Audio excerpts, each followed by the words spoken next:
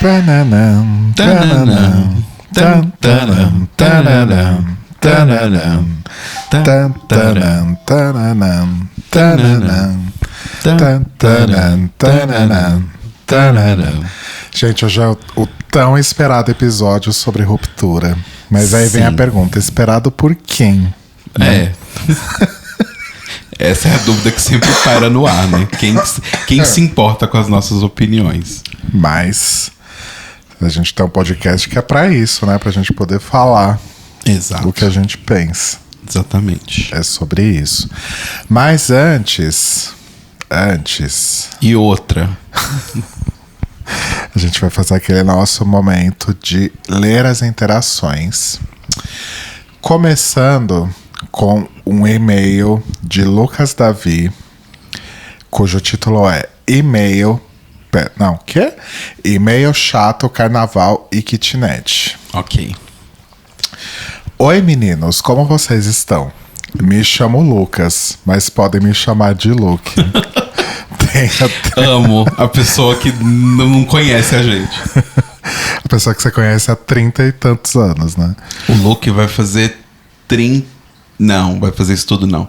Ó, ele diz aqui, tenho 33 anos e sou de Belo Horizonte. Ou do Barreiro.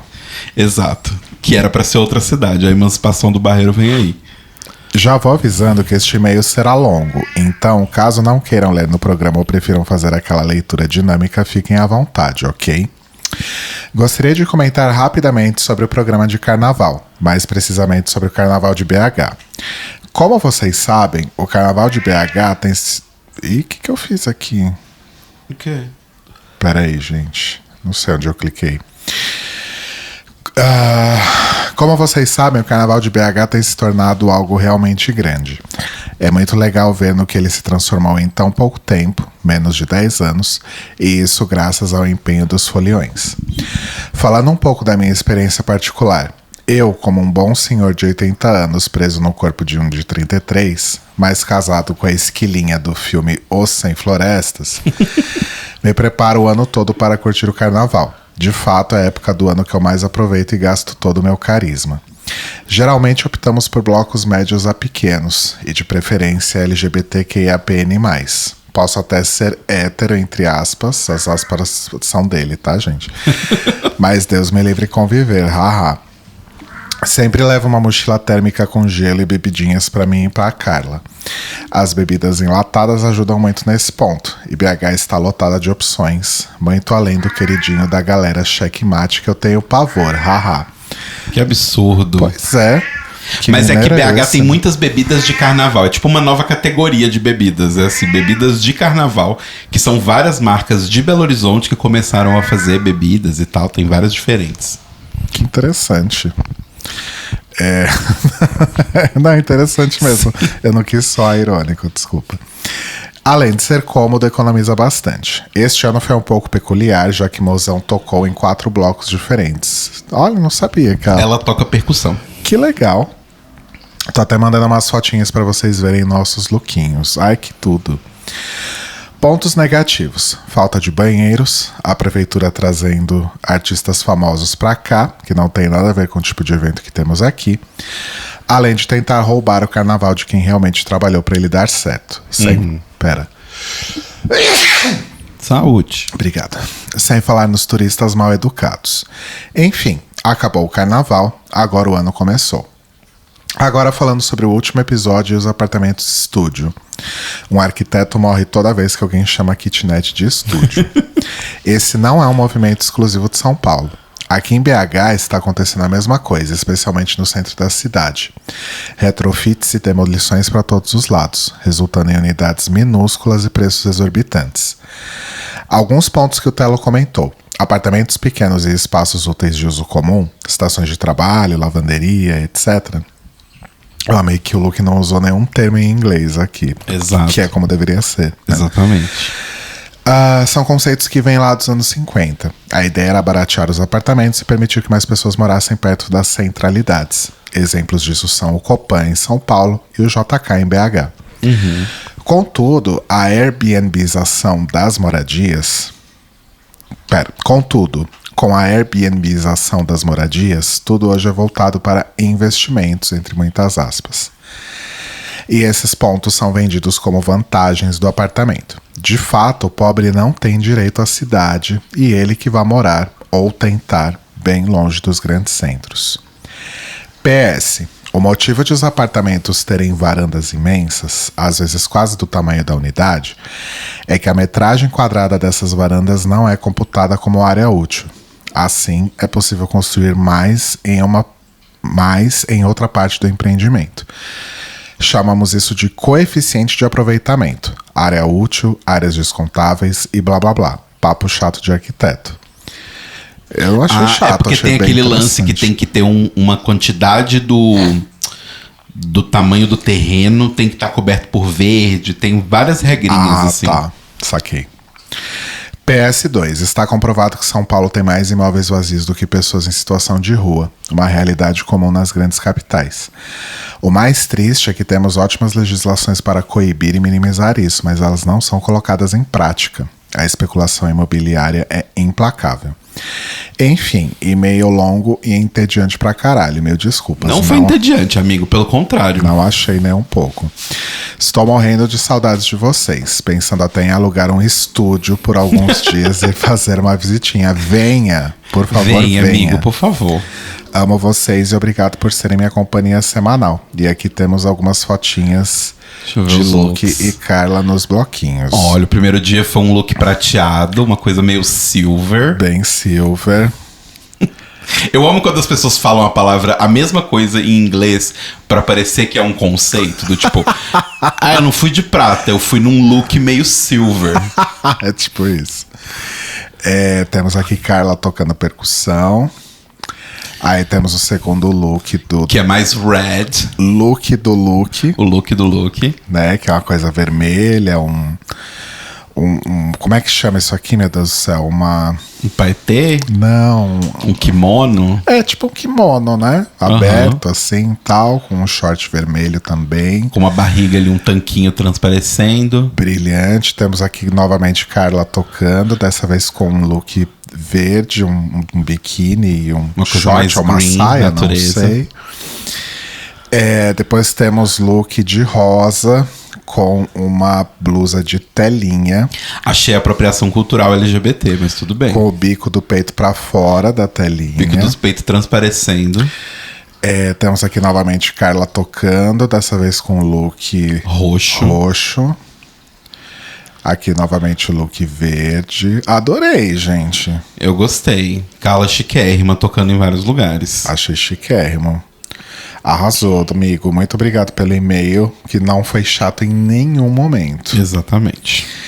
Próximo e-mail é do nosso querido amigo Gui Gonçalves e o título do e-mail é No Subject, entre aspas, entre parênteses. Ou seja, ele não colocou um título.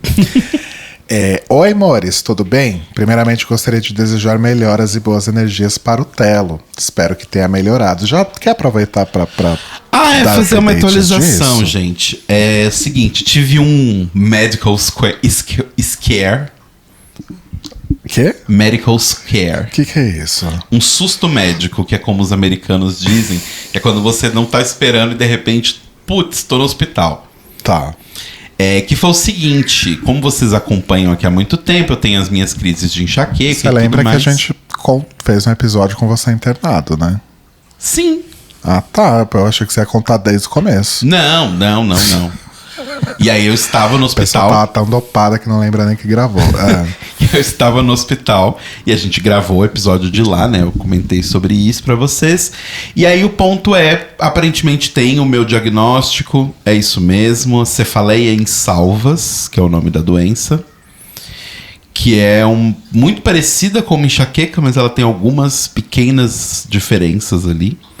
Então eu fico muito mais agitado ao invés de ficar sonolento, como enxaqueca. Meu olho começa a fechar, né? A pálpebra começa a baixar um pouco, começa a lacrimejar. Eu sinto muito calor, eu começo a suar loucamente. E é sempre do mesmo lado, porque a enxaqueca tem uma coisa que ela costuma atacar de um lado só da cabeça, mas normalmente ela varia durante a vida da pessoa. E desde que eu comecei a ter essas dores, ela sempre ataca o lado direito da minha cabeça. E aí agora estou tratando com um remédio novo que estou tomando. Eu vou ter que voltar agora daqui a uns 10 dias. Eu vou voltar no neuro. Quer dizer, eu vou em outro neuro, que eu não vou conseguir voltar no mesmo, porque o que me atendeu atende só emergência. E aí eu vou num neuro e vou fazer um outro eletrocardiograma, porque esse remédio novo ele pode mexer com os batimentos cardíacos, então só para checar se tá tudo bem, se eu respondi bem ao remédio. Mas tô bem, tô em casa. Assim, não fiquem preocupados, porque toda vez que eu falo isso eu gosto de deixar bem claro, não fiquem preocupados, mas é que assim, a pergunta, você está com dor? A resposta é sim, eu estou com dor.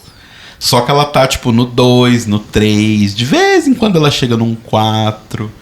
Mas, assim, nunca passa disso. E não passou disso desde que eu saí do hospital. Então... porque até antes de você ir pro hospital, você tava no 12, né? Numa escala de 1 a 10. O dia que a gente foi, eu falei... Eu cheguei pro Rodrigo chorando. Eu falei, pelo amor de Deus, me leva pro hospital, que eu vou morrer. Uma coisa interessante da minha aula de inglês hoje.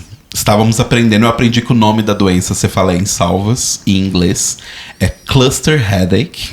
Olha. E ela tem um nome que ela é conhecida também, além de cluster headache, que é suicidal headache. Jesus. Porque é uma dor tão forte que as pessoas têm vontade de se matar quando ela acontece. Eu não sabia explicar pro povo do trabalho como que era a cefaleia insalvas, eu só falei que você tava com severe migraine. Não deixa de ser, mas é que migraine é uma doença bem específica. Então quando você for explicar pra eles é cluster headache. Bonito. Ou suicidal headache. E aí você teve alta na terça, né? Isso, tive alta na terça, voltei pra casa. Desde então está tomando um novo remédio. Tomando remédio, como eu falei, as dores estão todas... Elas estão aqui. Em momento algum eu deixei de sentir dor 100% do tempo.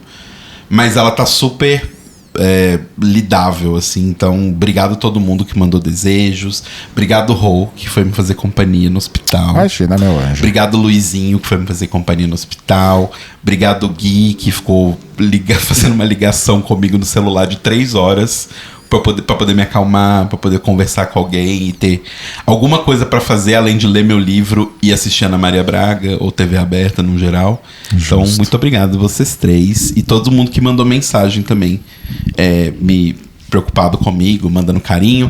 Hoje o Caco e a Carla me mandaram dorayaki, que eu amo. Então, muito obrigado a todo mundo pelo carinho, eu amo vocês. Arrasou, mouse. Voltando aqui ao e-mail do Gui. Escutando o último episódio sobre novelas, queria perguntar se vocês planejam ou já assistiram o grande fenômeno Beleza Fatal. Faziam uns 20 anos que não via nenhuma novela e fiquei totalmente viciado nessa. Olha, aqui considerando o meu comportamento atual com novelas, talvez daqui a uns 30 anos eu veja, né? Porque eu só vejo novela de 30 anos atrás. Então, talvez daqui a 30 anos eu veja Beleza Fatal. Não, brincadeira, mas assim, eu vi muita gente falando, eu vi todo um hype ao redor.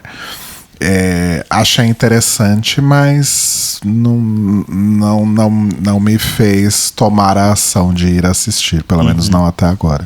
Então, o que eu achei interessante, assim, várias pessoas estavam falando bem, mas o que me deixou, realmente deu o spark, assim, em mim, é que ela acabou e ela foi rápida. Ela foi muito rápida. Tipo, não foi naquelas novelas que duram 8 meses, sabe, de novela, assim. Eu acho que não foi nem 2 meses a novela. Foi bem rapidinha. Então, eu acho que foi mais de 2 meses, mas foi pouco tempo. Então assim, eu fiquei empolgado com isso, sabe? De ser meio que uma série longa. Tipo, a gente tá acostumado hoje em dia com série de 10 episódios, acho que é tipo uma série de 30 episódios. Mas eu fiquei um pouco empolgado de assistir por conta disso, que ela termina e tal, tem um final. E tal. Podemos a gente fazer pode pensar. Falando nisso, né? Eu falei que eu tinha acabado de começar a assistir A Próxima Vítima. E aí eu adotei um comportamento um pouco arriscado, que é assistir a novela enquanto eu trabalho, né? Nos poucos momentos que eu não tenho reunião, eu abro o Globoplay e deixo a novela rodando no fundo. O que significa que eu comecei sexta retrasada, né? Estamos gravando esse episódio aqui um pouco antes, então assim, nesse momento que a gente tá gravando, ainda não fez uma semana que eu comecei a assistir. E eu já tô no capítulo 40. Mas eu vou te falar. O que é ótimo, porque são 200 capítulos, então se eu conseguir assistir assim, de porrada, eu termino logo, né? Sim, mas eu acho bom isso. Tipo, eu acho que eu já contei aqui pras pessoas, eu tenho um app de Chrome que eu uso, que se chama Floating Window. Que é toda vez que você abre um vídeo e você muda de aba, ele deixa esse vídeo tocando por cima de tudo. Num overlay por cima de qualquer outra tela. Então o que eu faço muitas vezes, eu fico assistindo vídeo ensaio, tipo os vídeos do Hora Porra, ou vídeos mais longos, assim, tipo o último vídeo da ContraPoints tem 3 horas e tanto. Jesus. Eu estou assistindo ele ainda. Só que o que eu faço porque os vídeos dela não são tão visuais, eles são mais ela falando. E é um pensamento, é um ensaio e tal. Então eu deixo ele ali, aí fica uma janelinha pequenininha ali num canto encaixada no Photoshop, enquanto eu tô trabalhando. Me ajuda demais, assim. Eu super tenho usado isso. E eu acho que é bom, descansa a cabeça. O seu corpo tá fazendo uma ação mecânica, mas a sua cabeça tá prestando atenção, sabe? Eu acho bem bom, assim. Tem meio que substituiu o podcast pra mim. Porque eu já tinha falado aqui que eu tenho ouvido poucos podcasts, né? Mas vídeos longos, assim, de vídeo ensaio acabou substituindo pra mim total. Sim. Seguindo o e-mail do Gui novamente, aqui em casa, o Mayhem da Lady Gaga é o primeiro lugar na Billboard. Estou escutando todos os dias e sigo com Perfect Celebrity como a minha preferida. É realmente uma música muito boa. É uma música muito boa. A música da Carol com K. Eu amei o edit que fizeram eu vi no Instagram, mas deve estar no TikTok também, que é o refrão de Perfect Celebrity e imagens da Carol com K. É maravilhoso. Por hoje é só isso. Beijos, amo vocês. Amamos você também. Beijos, Gui, a gente te ama. Obrigado pelo e-mail. E agora vamos ver no Spotify se temos comentários. Temos comentários no episódio A Máfia do Storage e do Laundry. E joguinhos de isso ou aquilo. Temos um comentário novamente do Lucas Davi. Olha só. De Belo Horizonte, de 33 anos. Ele mandou perguntinhas para os dois. BH ou São Paulo? BH. São Paulo. Mas eu moraria em BH tranquilamente. Nossa, vamos hoje, porque lá a gente consegue comprar uma casa. O sofrimento que a gente tá aqui de comprar um apartamento, lá a gente consegue comprar um muito melhor. Isso é verdade. Doctor Who ou normais? Putz, é tão diferente. Mas como obra, se eu for analisar o inteiro, os normais. Os normais. Porque Doctor Who, assim, é muito pouco legal. Chocado porque eu achei que você ia falar Doctor Who. Não, porque Doctor Who é muito legal. Mas vamos confessar que tem várias temporadas no meio desses 65 anos de série que nunca precisou. Eu também voto em os normais. Comedora de lixo ou trambo e queer? Nossa, inclusive a comedora de lixo parou de fazer drag, né? Parou? Eu descobri recentemente. Olha só. Olha lá, dicona, hein? Pra todo mundo que queria saber quem é a comedora de lixo, desde a época lá do The Library is Open, dicona aí que era uma drag, né? Que parou de fazer drag. Agora ficou fácil, hein, gente? Luke, só uma coisa, que trambiqueer é mais um conceito do que uma pessoa. Existem muitas trambiqueers. Existem muitas trambiqueers. Mas se ele tá falando daquela que a gente se focou no episódio, a comedora de lixo, porque a trambiqueer ainda tô com ela engasgada na minha... Nossa, ela machucou pessoas que eu gosto muito, então eu fico puto. Londres ou Barcelona? Barcelona. Nossa, que difícil. Sabe por quê? Eu gosto muito de Londres, acho muito legal. Mas não dá pra morar lá. Mas o clima é péssimo e assim, comer naquela cidade é impossível. Tá, não dá pra morar em Londres. Não tem Eu como. moraria. É caríssimo. Não, eu tô... É tipo morar em São Paulo. Eu tô analisando aqui o mundo dos sonhos. A gente tem dinheiro infinito e tudo mais.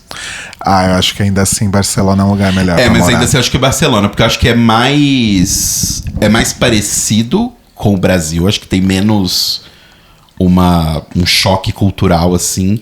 E a gente se come melhor. Eu imagino que uma pessoa rica... A gente se come melhor, é ótimo. Eu imagino que pra uma pessoa rica, Londres deva ter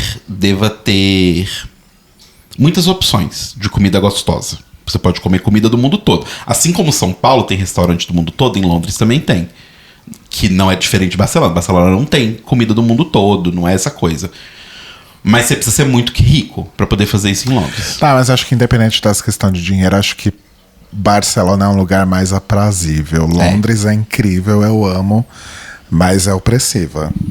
É um pouco opressiva. É opressiva como qualquer capital enorme que cresceu demais. Assim. E Londres dá um pouco de medo, porque eu acho que essa coisa que o Luke falou no e-mail dele sobre tudo virar estúdio, tudo virar kitnet e tal. Londres, isso é muito foda, porque assim, gente, a gente passava numas ruazinhas, que é tipo uma rua que é literalmente do tamanho desse escritório. Não passa nem um carro direito indo. E aí você tem, tipo, um prédio que tá lá desde 1600 e não sei o quê, e do lado dele, colado na parede, tem uma torre de 20 andares com kitnets, com jardim suspenso, tudo de vidro e aço, mó tecnológico. E aí atrás tem um outro prédio velho, e aí atrás tem uma torre de vidro gigante. É muito louco, assim, a mistura arquitetônica que rola. Sim, uma loucura, né? Para o Telo, X-Men ou X-Holic? Puta que pariu. Mas acho que eu vou usar a mesma desculpa dos normais e Doctor Who. Eu acho que X-Holic, como o pacotinho, é um melhor pacote fechado do que X-Men, gente. X-Men tem muita coisa muito ruim. Tem, verdade. E pra mim, Dream Theater ou Genesis? Pelo conjunto da obra... Quer dizer, isso também é bem relativo, porque a Genesis também, nos anos 80, tem umas coisas que é de fuder. Mas... Quem errou menos? Mas acho que Genesis é mais fundamental, assim. Dream Theater não é tanto, assim. Até porque é o primeiro livro da Bíblia, né? Tay Taster mandou melhor Astelo. Obrigado, Tay. Beijos. O comentário não foi publicado, por quê? Agora foi. E no YouTube temos um comentário de That One Luisa, que disse o seguinte: quem dorme tarde já pode ouvir. Que foi quando a gente soltou. Mudou eu mudei o horário de programação para meia-noite, né? Quem dorme tarde já pode ouvir. 3 da manhã e eu tentando dormir depois de gravar vídeo e lavar pincel. Vou mandar e-mail depois. Só achei interessante deixar esse comentário aqui enquanto eu ouço a primeira vez. Amo. Comentário de Tay Taster. Sou time baixo também. Qual é o seu baixista preferido, Rô? O meu é o Geezer Butler. Quer dizer, quem falou isso foi a Tay. O dela é o Geezer Butler, que é do Black Sabbath. Nossa, Tay, não estava preparado para essa pergunta. Acho que talvez o Geddy Lee, do Rush. Ou talvez o Chris Squire, do Yes. Tá morto já. Achei que você ia citar o moço do Radiohead, Não, ele é um bom baixista, mas não é tipo, nossa, esse cara é assim uma coisa, definiu o modo de tocar baixo. Não. Ele é só um bom baixista. Entendi. Acho que vou ficar com o Geddy Lee mesmo. Tá bom. E That's One Luisa mandou melhor Astelo. Obrigado, Lu. Beijos. Então foram todos os comentários. Aí tinha umas coisinhas atrasadas, né? Que a semana passada a gente não conseguiu ler nada. Uhum. Mas agora estamos em dia, amores. Obrigado pelos comentários, e-mails. E fiquem à vontade para mandar mais sempre que quiserem. Exato. Bom, gente, agora com 24 minutos de episódio, a gente vai começar então a falar sobre ruptura. Tá? Da segunda temporada. Não, eu queria falar de forma geral. Não, podemos, mas eu digo assim, a gente muito provavelmente não vai conseguir separar também spoilers. Então... Não, é isso que eu ia falar. É completamente com spoilers aqui. Exato. Então, assim, se você por acaso ainda não terminou a segunda temporada e liga pra spoilers... Ou se você nunca viu. Ou se você nunca viu e quer ver e tal, e liga pra spoilers...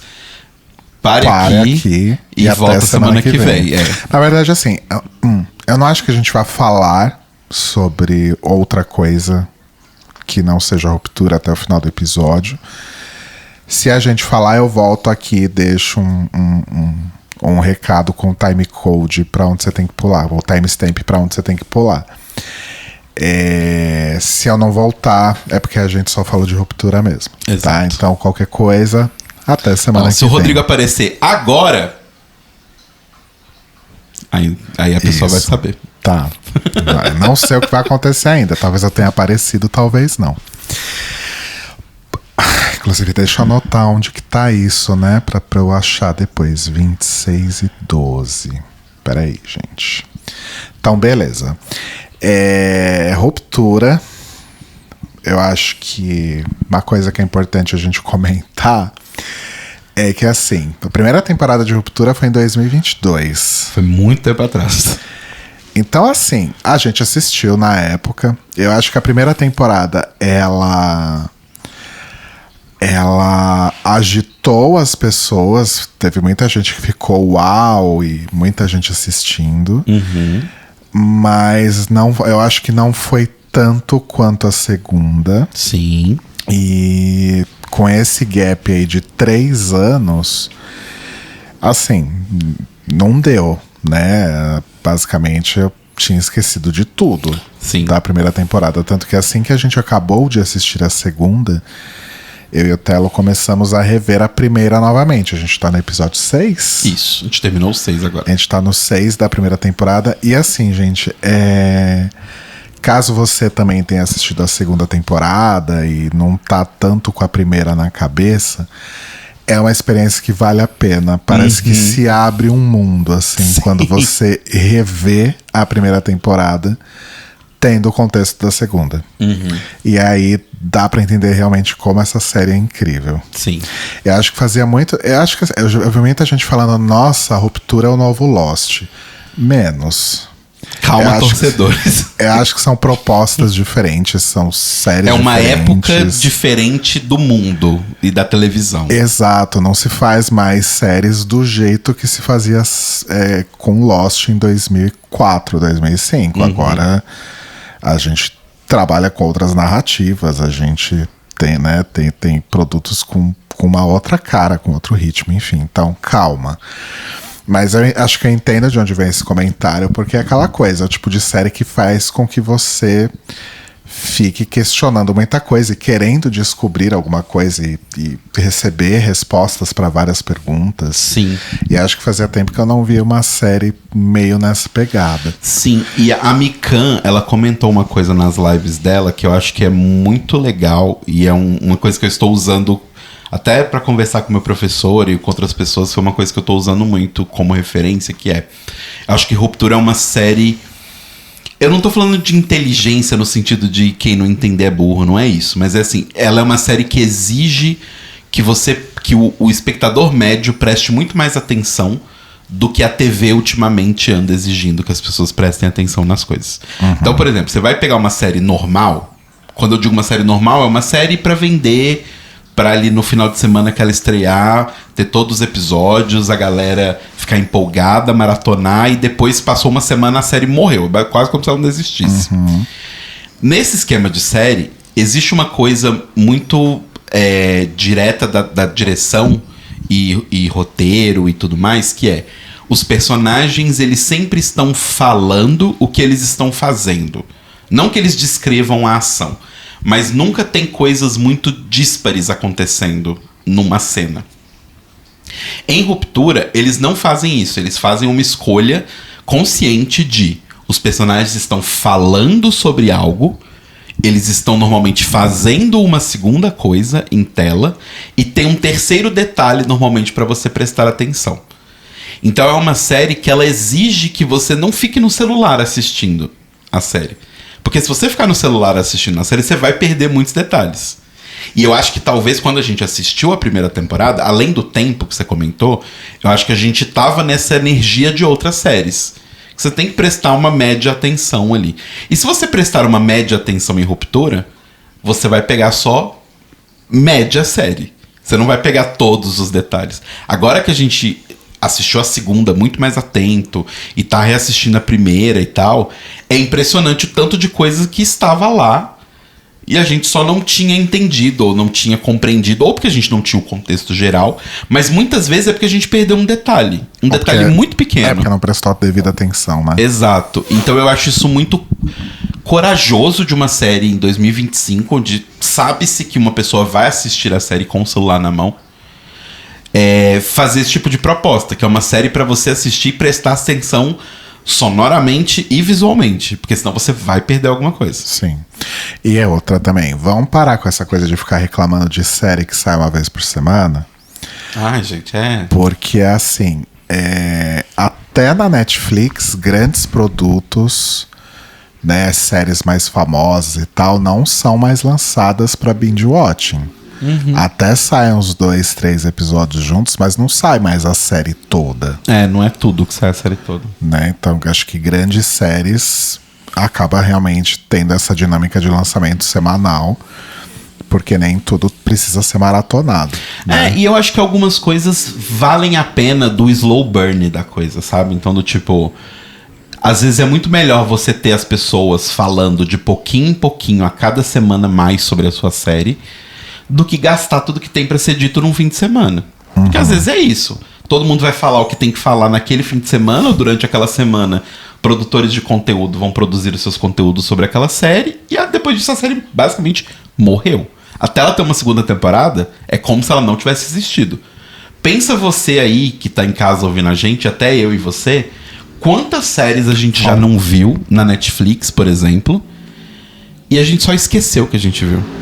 A gente só lembra que a gente viu quando aparece a propaganda da segunda temporada. E você fala, nossa, é verdade, nessa série. Porque você simplesmente apagou ela da sua cabeça. Porque você maratonou ela ali e acabou. Sim. E foi, sabe? Sim. E eu acho que tem uma coisa também, você falou sobre isso da segunda temporada, que agora... Só uma coisa, e tem uma coisa legal também da série semanal, que é conteúdos associados que você pode consumir. Então, no nosso caso aqui, por exemplo, a gente acabava de assistir o episódio e a gente assistiu o vídeo da Mikan e do Michel Arouca a respeito daquele episódio. E eles traziam vários contextos interessantes, várias teorias. Peraí, tá difícil hoje. Vários contextos interessantes, teorias, discussões sobre o que tinha acontecido no episódio, o que a gente poderia esperar para os próximos. Isso é legal também, a especulação. Sim, isso faz Você parte. ficar imaginando, caralho, o que será aquilo? Será que é isso mesmo? Será que tem a ver? E não sei o quê. Acho que faz parte da diversão também, né? E uma coisa que eu tenho percebido muito sobre esses streamings B, vamos dizer assim, e não tô falando de B de orçamento, eu tô falando B de público mesmo.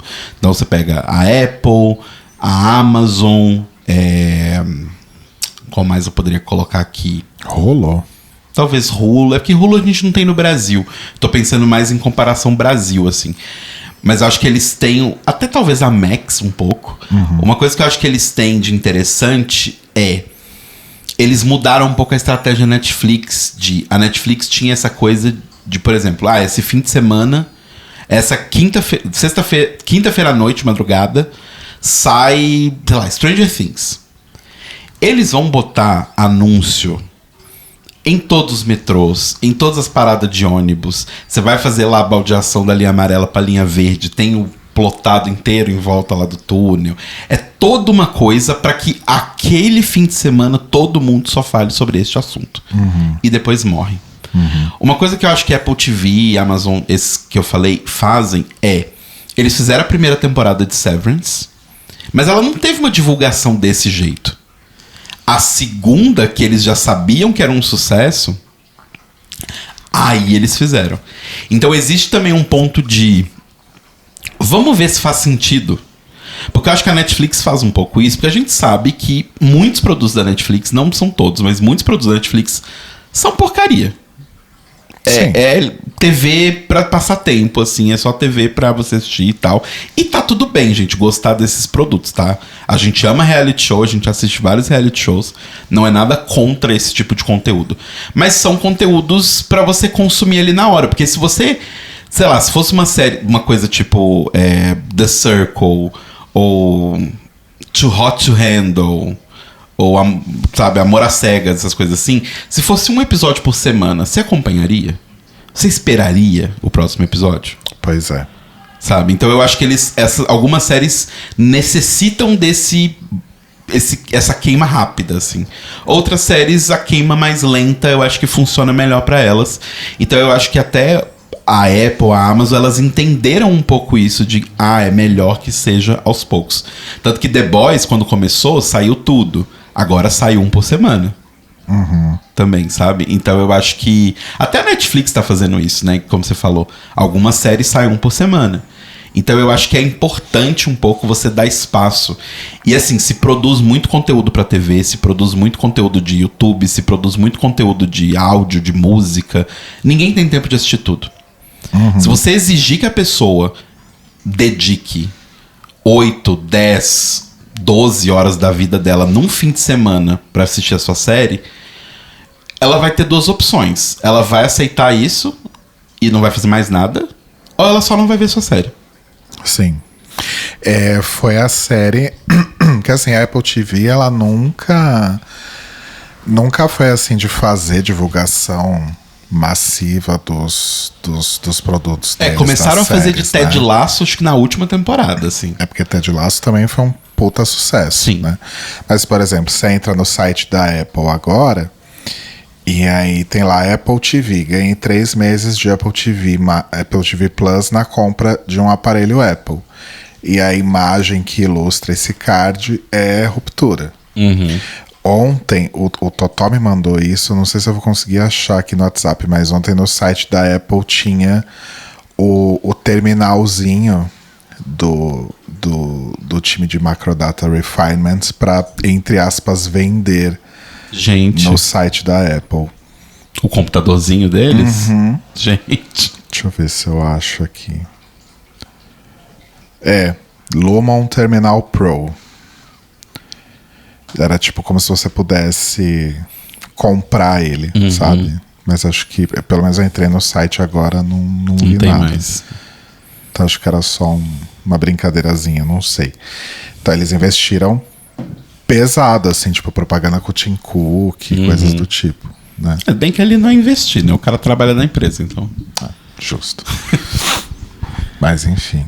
Mas a série em si, né? Ai, arrotei.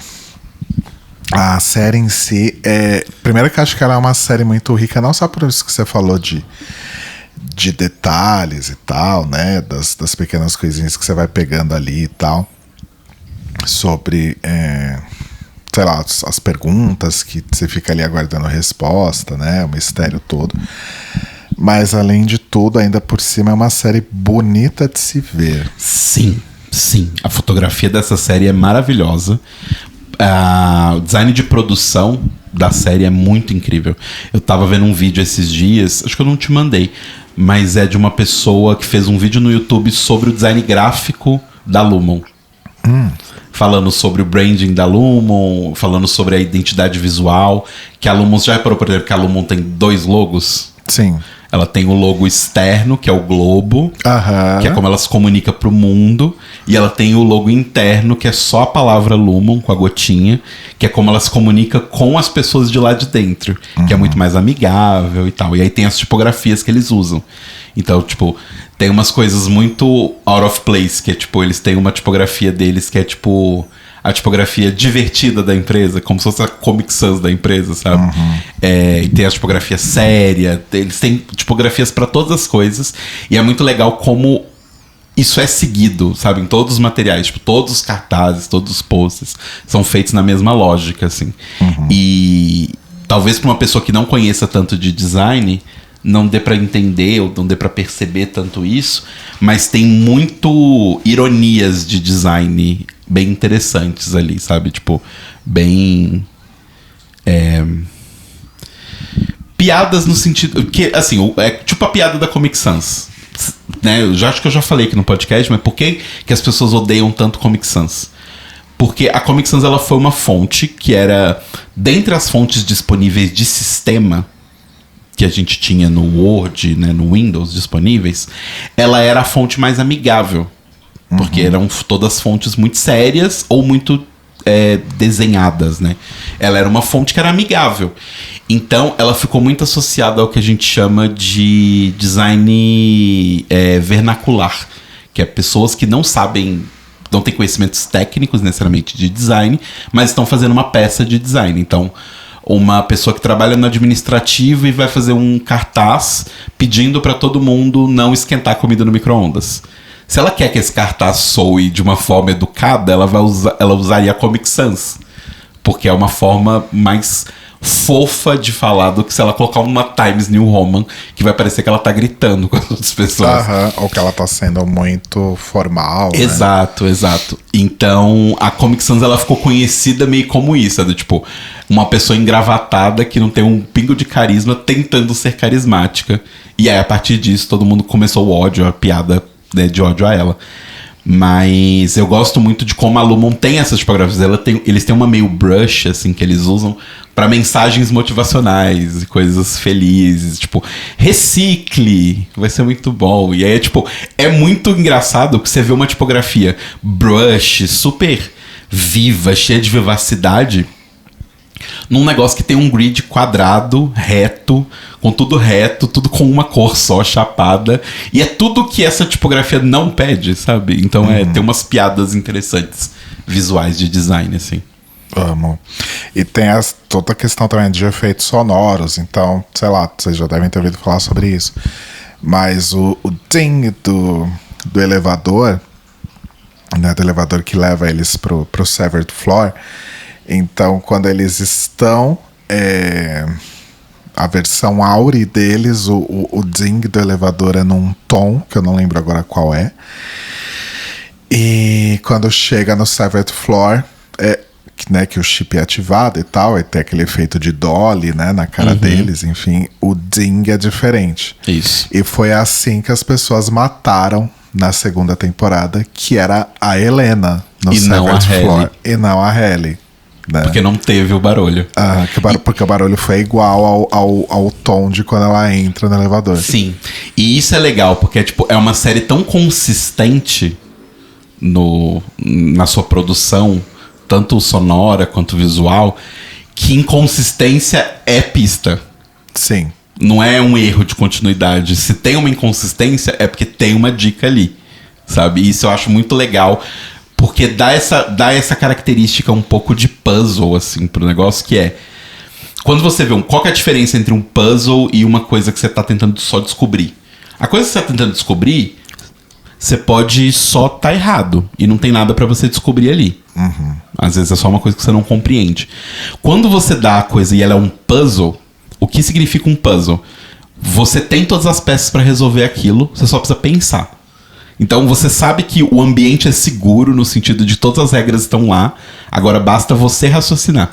Então, se a série segue uma coisa muito certinha, se ela tem uma produção que não falha, não tem erro de continuidade, tudo é dica.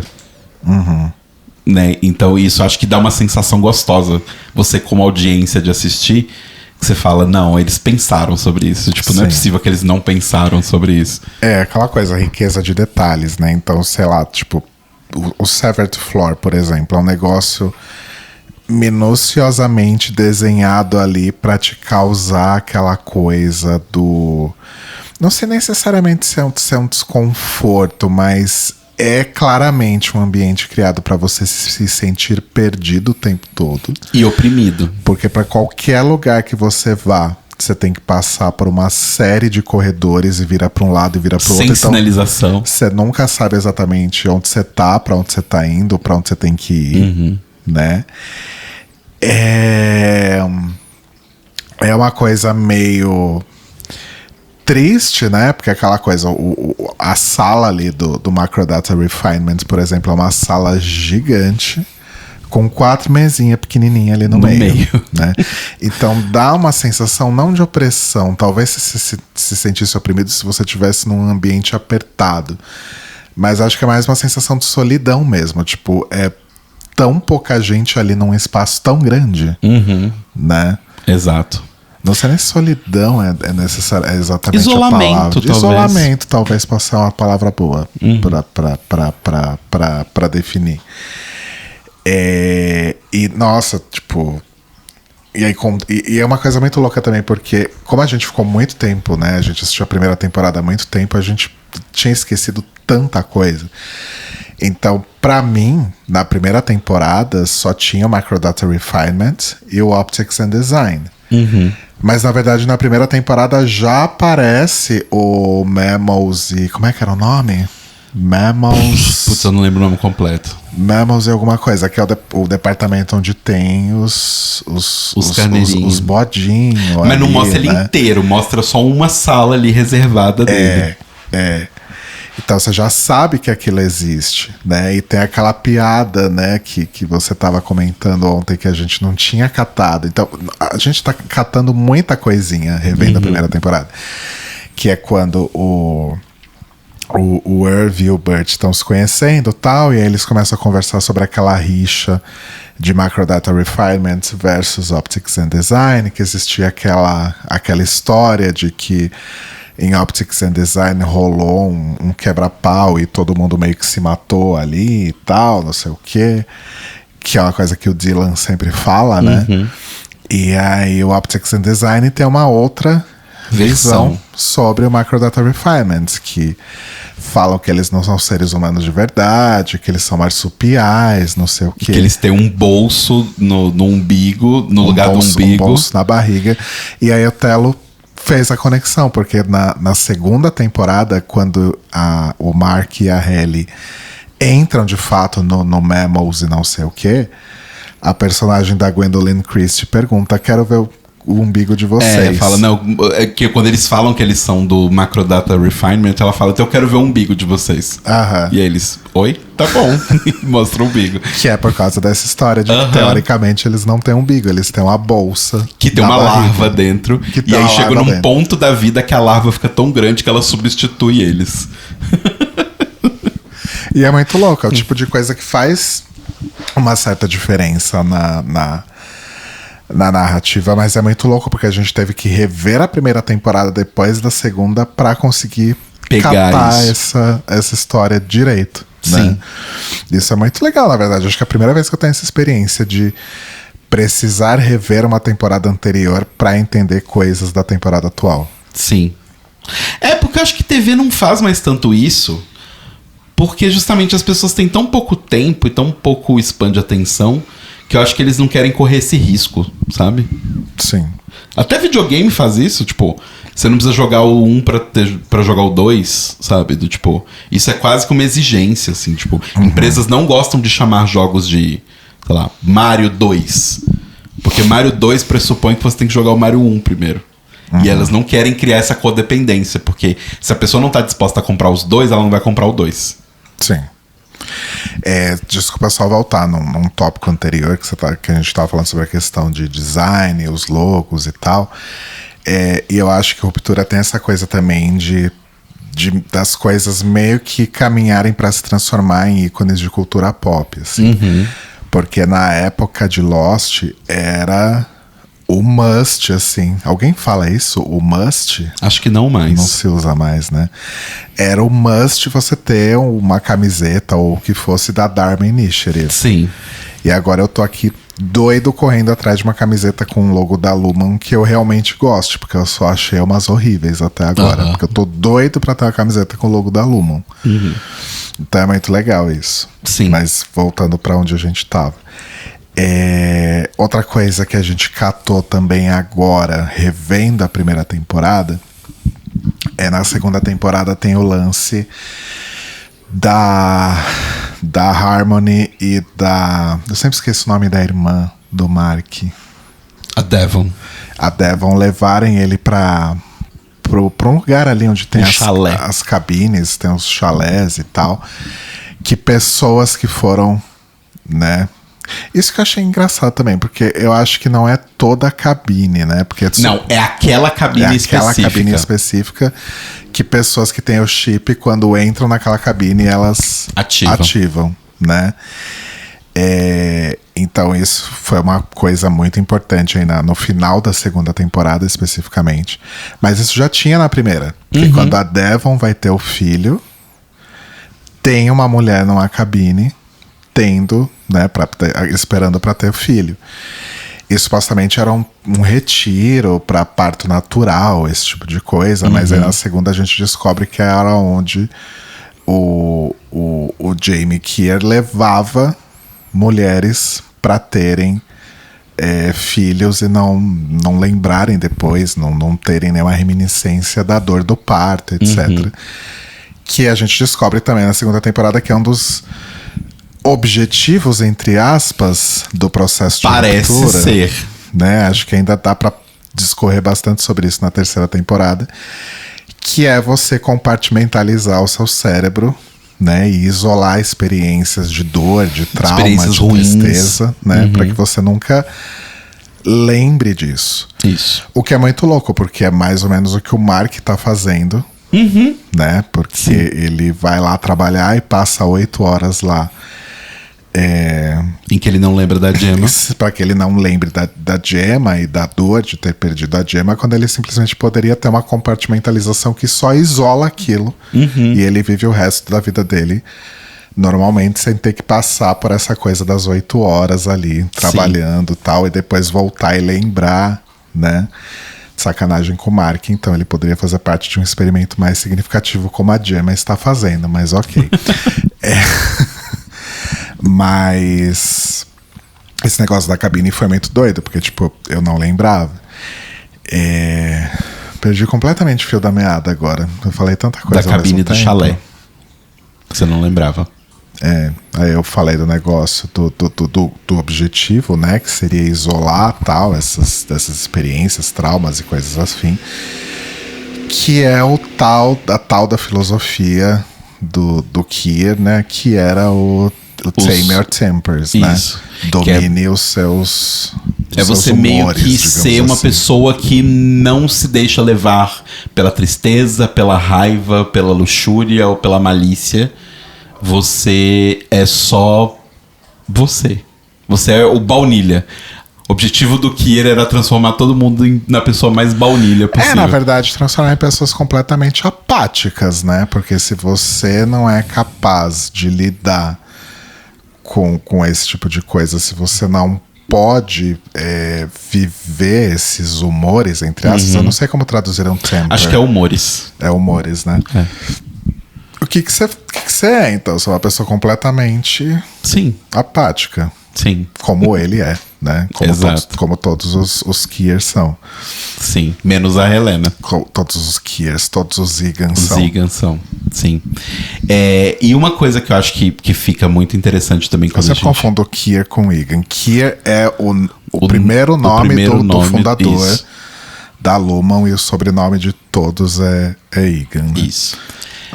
Uma coisa que eu acho interessante também que é mostrado pra gente nessa temporada é o que são os dados que eles estão filtrando, né? Sim, porque o trabalho é misterioso e importante. Exato, que é uma coisa que é muito louco, porque no começo eles falam, você tem que filtrar os dados. Tá, mas filtrar com base no quê? Falar, é que alguns números são diferentes dos outros. Você vai entender quando você vê. E aí quando a Halle vê pela primeira vez, ela fica com medo, ela fala, os números são assustadores. E aí eles falam, não, mas calma, tem outros que são números felizes. Então você pode não procurar números assustadores, procura números felizes. Ou seja, eles literalmente estão filtrando os tempers da Gemma, que tá no andar de baixo ali, fazendo o experimento.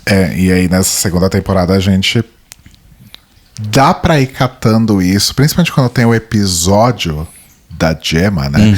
E isso é um legal da segunda temporada também, que tem episódios que são focados. Tem dois episódios que são... São 3, na verdade, né? 3? Tem o episódio da Cobell, o episódio do Mark e o episódio da Gemma. Ah, tá. Mas o do Mark é o penúltimo que você tá falando. Tá. Porque acho que o da Gemma Acho que o da Colbel foi o que as pessoas ficaram mais, tipo, nossa, nada a ver esse episódio. Eu achei incrível. Eu gostei também. Mas o episódio da Gemma é maravilhoso. Eu até chorei aqui. Sim. Que é quando a gente descobre que ela... Porque a Miss Casey, ela vai desaparecer em algum momento da primeira temporada. Não lembro qual o contexto, porque... Né, a gente não lembra de tudo e a gente ainda está revendo a primeira temporada, mas ela sai de cena como Miss Casey, né? E a gente só volta a ver a Gemma na segunda temporada nesse episódio que mostra que ela é parte de uma coisa muito maior. Ela não era só a Miss Casey. Sim. Ela é um experimento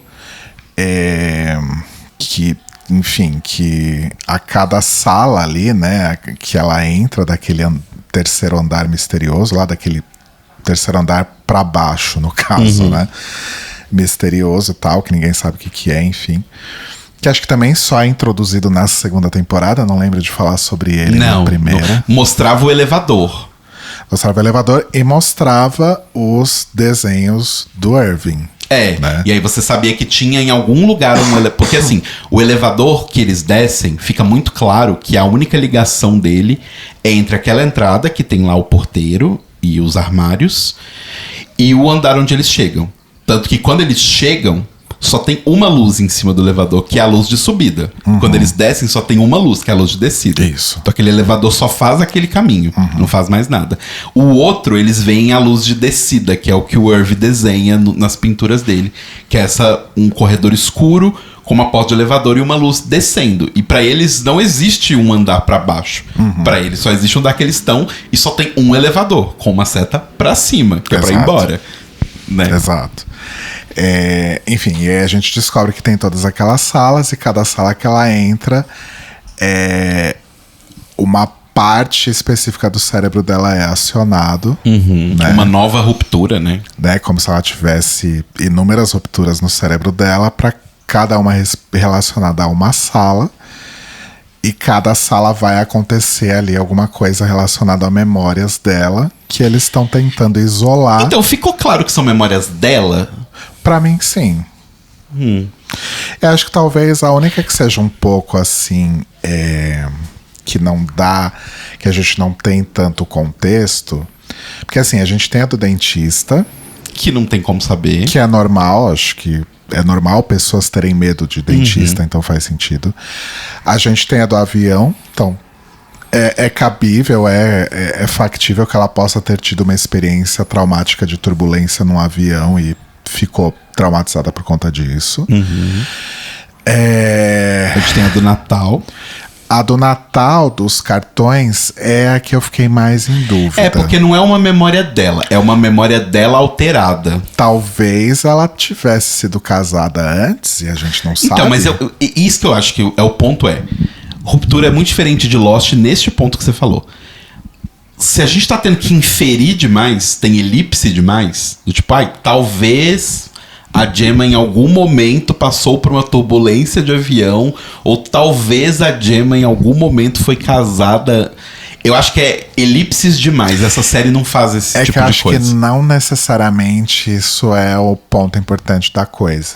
Não, eu entendo, mas o que eu tô falando eu acho que a série ali, ela está usando situações que não necessariamente a Gemma passou. Pode ter sido dos cartões de Natal, pode ter sido de repente a mãe dela, por exemplo. Então, é porque eu acho que o foco não é a coisa dos cartões de Natal. O foco pra mim ali ela estava se dedicando 100% ali a uma ação, a um objetivo.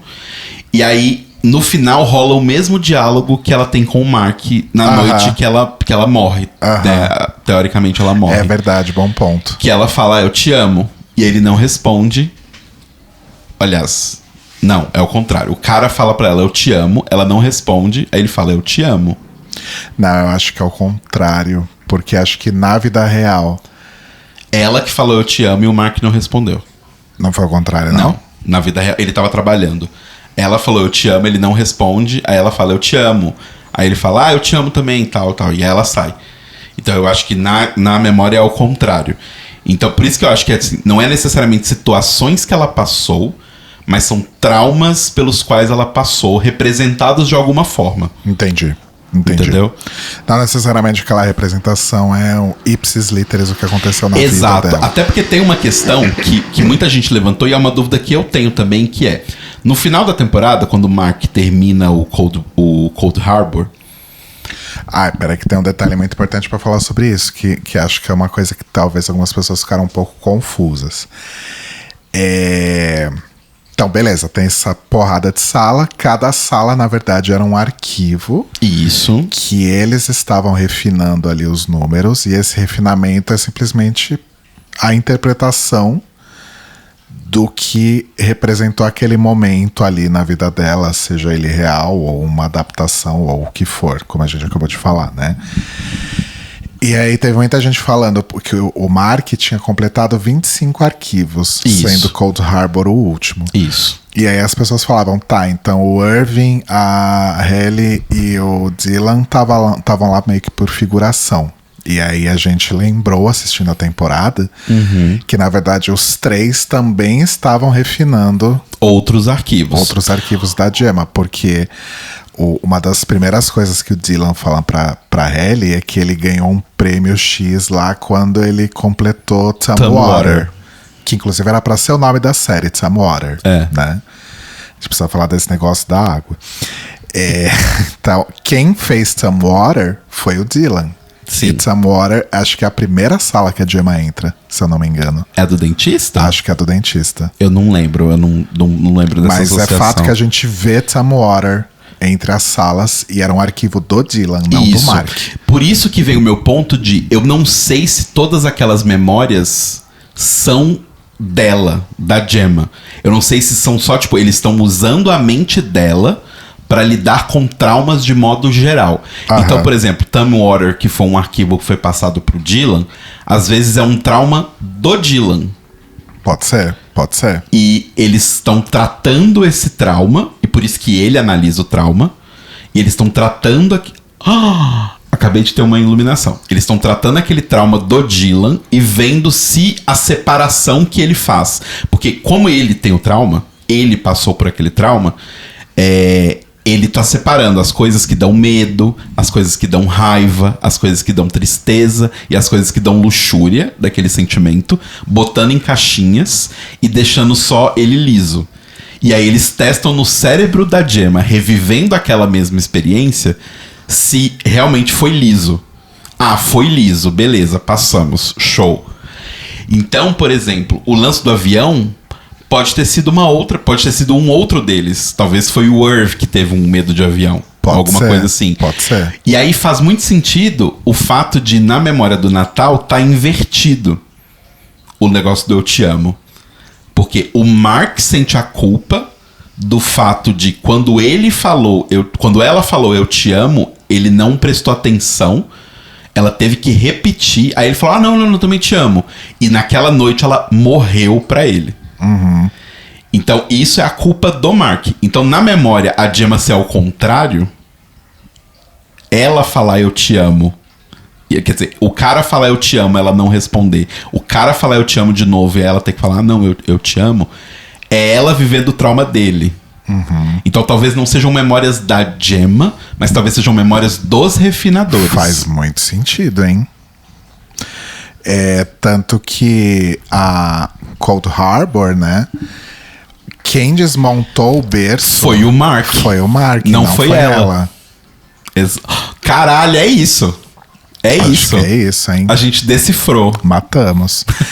E assim, na minha cabeça, o que eu compreendi é que o único experimento que de fato deu certo foi Cold Harbor.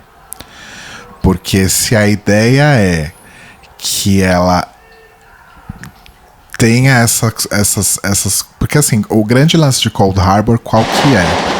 Ai, que saco. Tá tendo jogo aqui. E o Pesto morre de medo de fogos, tadinho. Quer dizer, tá tendo jogo aqui não, né? Tá tendo jogo ponto. E aqui tá tendo fogos. Porque o que eu entendi do sucesso de Cold Harbor é que ela desmonta o berço sem qualquer reação, sem qualquer emoção. E em todos os outros ela ainda demonstrava medo ou angústia ou etc. Por mais que ela entrasse nas salas. Então me deu a entender que todos os outros experimentos não chegaram no objetivo. Ela ainda sentia. Então, tipo, na cena do Natal do cartão, ela ainda estava incomodada de ter que escrever os cartões. Na cena do avião, ela ainda tinha medo. Ela não conseguia ficar calma. O cara lá, né, o médico, falava, fica calma, vai dar tudo certo. Ela não conseguia ficar calma. No dentista, ela também sentiu medo e tal. Ali, ela só desmontou. E talvez por isso que o Mark seja tão importante, porque se eles estão testando traumas dos refinadores na cabeça da Gemma, os traumas do Mark são muito importantes, porque eles são traumas que, querendo ou não, ela sabe sobre, né? A única pessoa com quem ela tinha contato Exato. antes era e ele. esse trauma, especificamente do Cold Harbor, por que ele era tão importante? Porque ele era um trauma compartilhado. Ele era o trauma dele e dela. Diferentes formas. Ela estava na cozinha chorando, escutando ele desmontando o negócio, e ele estava desmontando. Então, talvez por isso era tão importante Cold Harbor. Que assim, então, até agora a gente testou a cabeça dela com traumas de outras pessoas. Ver se funciona. Agora vamos ver se um trauma que é compartilhado entre os dois, que é tão forte essa conexão, vai conseguir quebrar mesmo assim. Sabe? Então talvez por isso que era tão importante. Boa, faz bastante sentido. Uma coisa que eu queria falar, que eu meio que me toquei hoje, é o lance do Irving. Porque o Irving é o refinador mais antigo, eu acho que ele tá ao que, 11? 3 anos. 3 anos? Acho que ele falou que é 3 anos. E tem aquela conversa estranha dele com o Burt, que o Burt fala, não sei quantos 20 anos. Aí ele fala, ué, mas o processo de ruptura não começou há 11 anos, né? E aí que as mentiras do Burt. A gente descobre que o Burt, na verdade, não é exatamente quem ele dizia ser, né?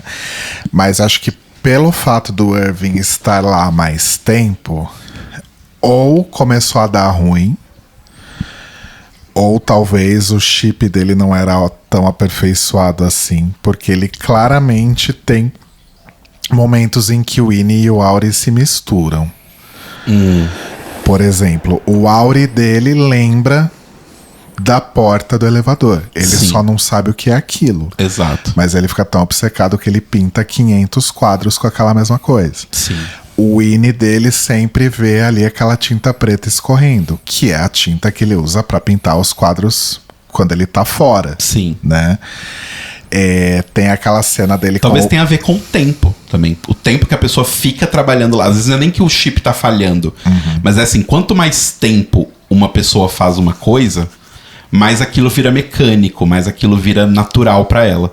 Então talvez seja isso, tipo, a gente tá vendo o cérebro Winnie se acostumando às coisas que o Auri também faz, e o cérebro Auri se acostumando às coisas que o Winnie faz. Pode ser. Sabe? Porque tem também outras situações. Tipo, tem aquela situação dele com o Burt, os dois Innies, né? Supostamente. O Irving, com certeza, a Innie. Que eles estão na estufa, né? E o Burt faz uma menção de querer beijar ele, e ele fala que ele não está pronto. Aí na segunda temporada, quando o Burt resolve tirar ele da cidade, supostamente para protegê-lo, né? Que leva ele pra estação de trem, o Irving fala que ele nunca tinha conhecido ninguém, que ele nunca tinha tido esse tipo de paixão por ninguém, nunca tinha amado ninguém daquele jeito, e que ele estava pronto.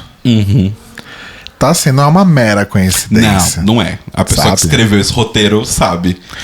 Então, assim, que tá rolando ali, né? E eu espero que a gente, porque assim, parece, né, que o Irving foi embora, mas eu espero que a gente veja mais dele na terceira temporada. Dado que eles estão respondendo tudo, eles não estão deixando muita ponta solta, eu acho difícil, porque tem um ponto que a Mika e o Michel falaram, que é muito válido, que é a gente não sabe quem era o contato do Irving. Ele estava em contato com alguém, mas a gente não sabe quem é. A gente achou que era a Cobell, mas não é a Cobell, ela não sabia sobre nada. A gente achou que pudesse ser a Regab, mas também não fazia sentido ser a Regab. Então ele estava em contato com alguém. A gente só não sabe quem. Eu acho difícil deixarem isso só apagar, sabe? E ir embora, assim. E eu acho que vai voltar, porque eu acho que é tipo a Miss Casey. Ela ficou sumida uns 6 episódios. Até o momento em que a gente viu ela de volta, sabe? Então eu super acho que a gente pode talvez demorar um tempo pra ver o Butch, ou pra ver o Irv, mas eu acho que a gente vai ver ele de volta, sim. Sim. E o negócio da água. E o negócio da água. Que talvez seja só uma grande piração, uma grande histeria coletiva.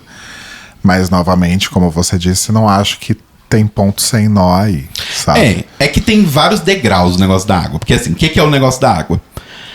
Quase todo episódio, ou quase todo acontecimento, tudo que é muito significativo visualmente na série tem a ver com água. Então tem muitos momentos em que a água é focada de uma forma muito específica. Ou que tá num detalhe ali, às vezes, talvez pouco perceptível também. Mas eu acho que na maioria das vezes é tipo muito... É uma escolha muito específica. Então, tipo, por exemplo, quando eles vão fazer a excursão dos Ines pra fora do andar. Eles vão pra um lago congelado. Uhum. Eles vão na maior cachoeira do mundo, que é a cachoeira pequenininha. É muito fácil enganar os Ines, né? Sim. Coitados. Tem todo o lance do espelho d'água, né, ali na Lumon, atrás da Lumon. Tem o lance da caixa d'água, tem o lance da gota. Caixa d'água. Tem o lance da gota da Lumon, no logo da Lumon. E tem o lance de que a série era pra chamar Some Water. Exato. Né? Então por que água estaria no título da série se não fosse uma coisa tão importante assim? Exato. Então, assim, tem algo... Eu ainda acho que talvez... Pode ser só uma grande piração também. Não, então, mas eu não acho que nem piração. Eu acho que talvez pode ser uma coisa simbólica, porque eu não me lembro se são os mesmos nomes, tá? Eu não... Meu conhecimento de magia antiga está um pouco enferrujado. Mas tinha uma coisa que se falava muito na antiguidade e, enfim, alquimia, que o ser humano ele tinha os 4 humores, que eram os 4 líquidos, os 4 tempers. Uhum. Que era... raiva eu tenho certeza que era, tristeza era, luxúria... Eu acho que são os mesmos. E eles estavam representados em diferentes águas do corpo. Olha! Então a tristeza, ela está na lágrima, que é a água salgada do seu corpo, é a água com sal. A raiva, ela tá no sangue, que é a água com metal, com ferro. A luxúria tá no sêmen. Então todos... E a outra era a bile. Bile talvez seja a raiva. Talvez bile seja a raiva. Eu não lembro, por isso que eu tô falando, tá enferrujado o meu conhecimento, mas eu sei que tem isso. E esses humores, eles eram líquidos. Uhum. Então talvez seja menos que a água é importante no sentido literal, a água é importante para a narrativa, mas talvez seja a água sendo usada como simbologia, como aspecto simbólico e semiótico e de imaginário disso dos 4 líquidos que são os 4 tempers e tudo mais. Eu vou dar uma procurada aqui pra ver certinho isso dos 4 humores. Eu só sei que quando começou todas essas especulações em torno do negócio da água, o episódio seguinte foi o episódio da Colbell, que a primeira cena é o mar. É o mar ali na cidade pra onde ela vai, que é a cidade natal dela, né? Aí eu falei, caralho, é isso então. Os 4 temperamentos são colérico, sanguíneo, fleumático e melancólico. O que dá pra você traduzir como raiva, luxúria seria o sanguíneo, no caso. Fleumático, tristeza. Fleumático é calma, não é? Mas qual que é o nome dos humores da série? Deixa eu ver aqui, peraí. Mas continua. Tá, porque aqui, os 4 fluidos corporais são o sangue, a bilis amarela, a bilis negra e a fleuma. Falei lágrima, mas é fleuma. Putz, eu peguei em inglês. Deixa eu pegar em português, peraí. Tá.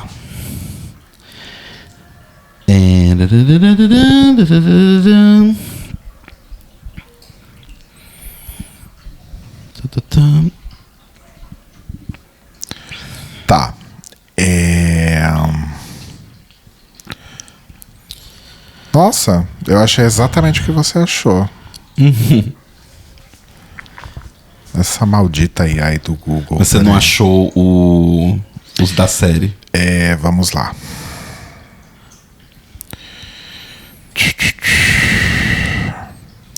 Pavor, sofrimento, malícia e alegria.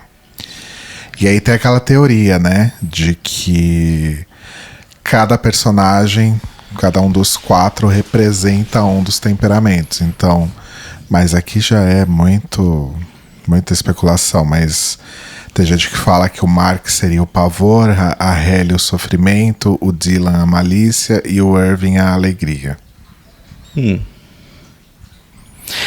O fato de ter alegria, eu acho que tira um pouquinho da teoria dos 4 humores corporais. Porque, a Billy amarela é racional, extrovertido, ousadia e estrategista. Sangue, sentimental, otimista, extrovertido e instável. Eles são meio que uma coisa, análise combinatória. Pode variar. Mas é que os 4 temperamentos dessa teoria dos humores são colérico, sanguíneo, fleumático e melancólico. Então, mas não sei, eu pensei que talvez... Por isso que eu falei, eu acho que água talvez está sendo usado mais como simbolismo da coisa do fluido, e a água tem muito simbolismo também, né, de transformação, de movimento. A água nunca tá parada, você sempre tá em movimento com a água. Então, a água, ela tem a forma, ela assume a forma do recipiente em que ela está. Ela não tem uma forma por si só. Então, ela se molda as coisas. Tem muito simbolismo. Tem um livro inteiro do Gilbert Durand só sobre a água, sobre os simbolismos de imaginário da água. Tem muita coisa que pode ser. Mas eu acho que é mais para um lado simbólico. Tá. Do que algo muito literal. Do que algo literal, do tipo, a Lumon quer toda a água do planeta. Não acho que é uma coisa assim, sabe? Eu acho que é uma coisa mais simbólica. Tá. Bom, e aí a gente tem o final, né, da segunda temporada, que foi algo que despertou muitas emoções, né? Então teve gente que amou, teve gente que odiou. Tem gente puta, tipo Totó. Mas eu acho que vai muito da interpretação de cada um, né? E eu acho que tem um ponto aí muito importante. Pelo que a gente já reviu da primeira temporada, nem tanto, mas eu acho que a segunda temporada ela explora muito a coisa da individualidade dos zines, né? Como seres independentes do Auri, né? Ou seja, eles podem ser considerados realmente indivíduos ou eles só são um pedaço de uma coisa que é maior. Né? E eu acho que uma outra coisa, além de individualidade das partes, eu acho que ela fala muito também sobre a dualidade entre as duas partes. Que eu acho que na primeira temporada isso fica mais reservado pra Halle. Isso. Não acontece tanto nos outros. Você não vê isso tanto sendo representado nos outros. E nela você vê que é tipo... Ela tem essa coisa de que ela fala: eu não vou ser funcionária desse lugar. Eu vou me matar, eu vou cortar os dedos da minha mão pra que quando essa mulher suba no elevador, ela vai estar sem os dedos, se ela não me deixar embora desse lugar. Então é muito uma guerra entre as duas ali que rola. E na segunda temporada acho que isso fica mais forte entre todos os outros personagens, né? Sim. E acho que chega, né, nesse debate filosófico finalmente, e acho que isso ficou muito claro na conversa entre os dois Marks. Que é, pra mim, a melhor cena da temporada inteira. Sim, eles gravando o videozinho um pro outro. Nossa, daria pra gente explorar muito mais coisa. Por exemplo, aonde que Ruptura se situa no tempo, né? Porque tudo é muito velho, tudo é muito anacrônico. Por exemplo, por que eles estão gravando o videozinho um pro outro usando uma câmera de vídeo digital dos anos 90? Sendo que eles têm celulares modernos. Por que eles não estão fazendo isso com o celular? Né? Então dá pra gente explorar a coisa dos carros, das casas, né? Então, tipo, tem... Isso é muito legal também. Você não sabe onde eles estão situados no tempo, você não sabe exatamente onde eles estão situados geograficamente. E dá a entender que é um outro um outro planeta Terra, no sentido... Isso dá origem a várias teorias, que talvez eles não estivessem na Terra, eles estivessem em outro planeta, estivessem na Lua. Eu li várias coisas a respeito disso. Eu não acho que eles iriam pra este caminho. Não, também mas o que eu quero dizer é uma coisa meio O Homem do Castelo Alto, no sentido de algo aconteceu na história do mundo de ruptura que fez com que, ainda que eles estejam em 2024 ou 2025, eles estão em outro 2025. Por que eu digo isso? O Kier trabalhava, né, quando ele, antes dele ser o Kier Egan, que formou a Lumon e tudo mais, ele trabalhava numa fábrica de éter. Isso. Que era uma substância que até hoje a gente não entendeu exatamente o que é. Lá nos anos 1800. Ela parece ser meio que um combustível. Na verdade... Mas uma coisa meio mágica ao mesmo tempo. Ótimo ponto, porque agora revendo a primeira temporada, né? Tem aquela sala que eles vão, que eu esqueci o nome. Ala da Perpetuidade? Isso, né? Que é sobre a história da Lumon. E aí tem estátuas de cera de todos os CEOs e tem as datas. Então, de fato, eles estão no tempo atual. Só que a gente não sabe exatamente que tempo, se esse tempo atual é o mesmo que o nosso. Exato. Porque como ele trabalhava numa fábrica de um composto meio, sei lá, nuclear, alguma coisa assim diferente, que a gente ainda não entendeu o que é esse composto... em 1800, e ele não era o dono da fábrica, então ele não descobriu o éter. Éter é algo que existe nesse mundo deles, e ele trabalhava numa fábrica, e trabalhar nessa fábrica deu a ele a condição e a ideia de criar a Lumon. Então a gente sabe que a ideia da Lumon veio do que quer que seja esse éter. Isso. Mas o éter já existia antes do Kier, não foi ele que inventou. Isso. Ou seja... Se a nossa Terra hoje não tem éter, a gente pode imaginar que em 200 anos vai ser diferente o nosso mundo do mundo deles. Sim. Sabe? Então eu acho que talvez seja um pouco isso. Tipo, a gente não sabe muito bem como funciona, porque tem muitas coisas que são muito específicas, assim, do tipo... Até esse lance deles ligarem e desligarem a chavinha de quando eles vão fazer hora extra. Né, de ativar o INI fora da empresa. A gente ainda não entendeu como funciona. A gente achava que deveria ser, sei lá, uma coisa de satélite, do tipo, tem uma área aqui que é uma sombra de satélite que desliga o chip ou ativa o chip e aí acontece. Só que não é, porque a gente vê que eles em qualquer lugar, tipo, a Helena tava no meio da festa lá do lançamento do negócio e ativou nela. O Dylan tava literalmente no armário da casa dele e ativou lá com um negócio, uma chave que ali alguém gira de um on e off, ativou ele. Não, mas essa é a mesma chave que eles vão usar no último episódio. Sim, mas o que eu digo é assim, a gente não sabe qual tecnologia é isso, porque um satélite não seria tão pinpoint assim. É alguma outra tecnologia, talvez seja uma tecnologia que seja feita por éter, essa substância que a gente não sabe ainda o que é. Pode ser. Eu imagino que a próxima temporada vai explorar isso do éter, do tipo, a gente entender o que é isso. Porque a gente sabe que o Kier trabalhou numa fábrica de éter. Será que o éter é a tal da água, no fim das contas? Talvez. O líquido que esteja sendo representado seja esse éter.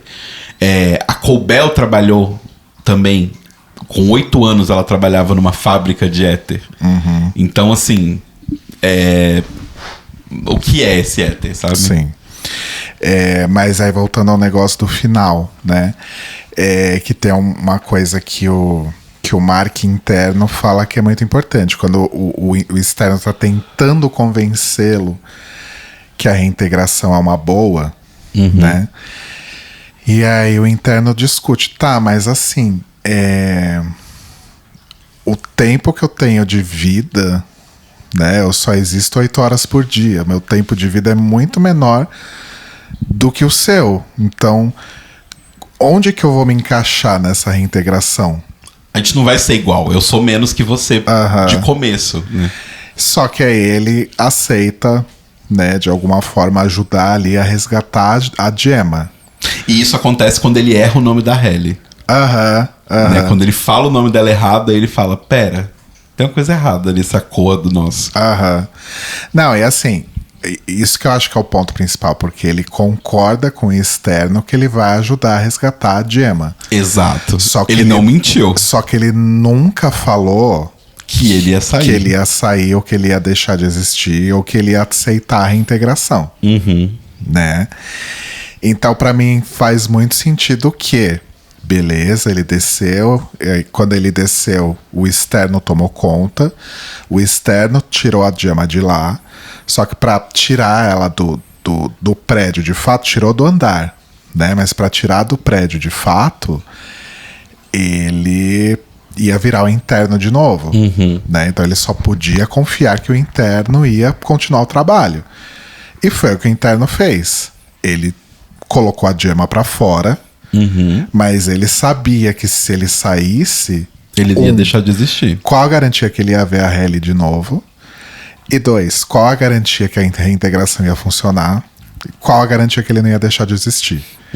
Então, pra mim, aquele final faz muito sentido. Faz total. Ele catar a Hayley e sair correndo, seja lá pra onde for, que eles possam se esconder. E eu acho que é super alinhado com o personagem. Porque ele sempre foi mostrado pra gente, o Winnie, ele não tem essa amargura, ele não tem... Justamente, ele não tem os humores que o externo tem. Então, ele não mentiu. Ele foi honesto como ele sempre foi. Ele falou a verdade. Sim. Ele falou, eu vou ajudar ela a sair. E ele ajudou. Ele só não disse que ia sair em momento algum. E aí eu vi comentários do tipo, porra, mas ela ficou lá pra fora gritando o nome dele e ele não saiu. Mas pra aquele Mark, a Gemma não é ninguém. Não é ninguém. Ela parece com a Miss Casey.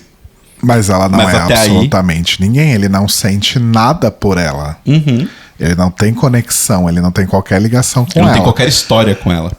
Por que que ele tem que, então, que sair do prédio e ir embora com ela se pra ele ela não é nada? Exato, e ele sabe, e assim, eu acho que é menos sobre o que ele sente por ela e é mais sobre o que ele sente sobre a própria existência dele. Porque agora a gente tá revendo a primeira temporada, eu tô vendo ele lendo o livro do Ricken, né, que é o que tá inspirando os Innis. É, o que é muito bizarro, porque o livro do Ricken é o gatilho. Exato, né? E é um livro horrível, né? Da mas, revolta, assim, digamos. É um livro de... Mas é que é foda, porque o Winnie, ele não tem repertório algum. Tipo, eles não sabiam nem o que era o Equador. Né? E aí eu acho que é muito interessante, porque assim, eu acho que é menos sobre ele conhecer a Gemma ou se importar com a Gemma, e muito mais sobre ele ter entendido que ele quer sobreviver. Ele não quer deixar de existir. E ele sair do prédio é nenhuma garantia que ele vai voltar a existir. Até porque assim... tá o caos ali, né?